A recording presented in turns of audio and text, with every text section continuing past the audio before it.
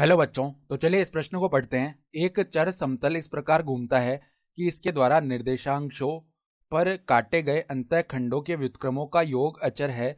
सिद्ध कीजिए कि यह एक निश्चित बिंदु से होकर जाता है। तो यहाँ पर देखो सवाल क्या कह रहा है कि एक चर समतल है और वो इस प्रकार घूमता है कि इसके द्वारा जो निर्देशांशों पर काटे गए अंतःखंडों के व्युत्क्रमों का योग है वो अचर है। तो हमें सिद्ध करना है कि यह एक निश्चित बिंदु से होकर जा रहा है। तो प्रश्न में आगे बढ़ने से पहले इस प्रश्न से संबंधित जो मुख्य उदाहरण है उसकी हम चर्चा कर लेते हैं। तो देखो मुख्य उदाहरण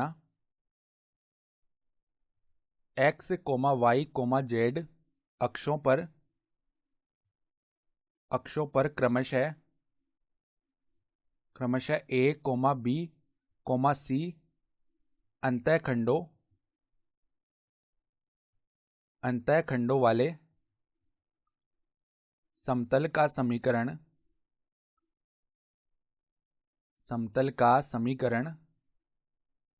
क्या होता है। देखो x बट्टा a प्लस में y बट्टा b प्लस में z बट्टा c बराबर में 1, ये होता है उस समतल का समीकरण। ठीक है।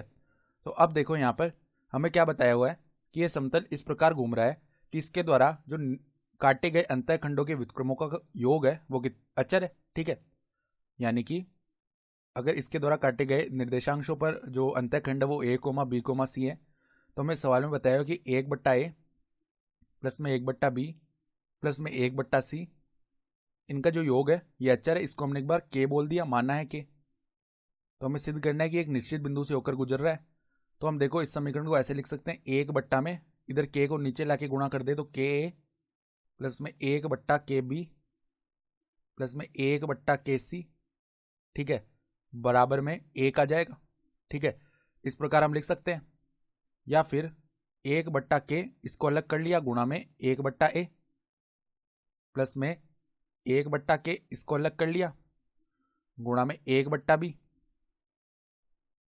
प्लस में 1 बट्टा k को अलग कर लिया गुणा में 1 बट्टा c बराबर 1। तो हम यहाँ पे देख पा रहे हैं कि ये जो समतल है ये इस रूप में आ गया, अंतःखंड के रूप में। और ये किस बिंदु से होकर गुजर रहा है, यहाँ पर x बराबर में क्या है 1 बट्टा k है, y बराबर क्या है 1 बट्टा k है और z बराबर क्या है 1 बट्टा k है। तो जो निश्चित बिंदु है जिससे होकर ये गुजर रहा है वो बिंदु क्या हो गया 1 बट्टा k कोमा 1 बट्टा k। देखो 1 बट्टा k कोमा 1 बट्टा k कोमा 1 बट्टा k। तो हम क्या कह सकते हैं, अतः यह समतल एक निश्चित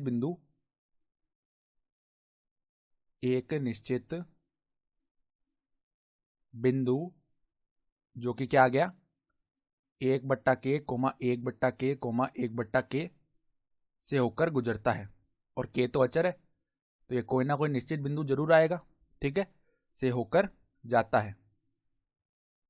तो यही हमें सवाल में सिद्ध भी करना था। तो हम यहाँ पे क्या लिख सकते हैं, इति सिद्धम, अर्थात दी गई उदाहरणा के आधार पर हमने सिद्ध करके दिखा दिया। तो आशा करता हूँ कि आपको ये प्रश्न समझ में आया होगा। धन्यवाद।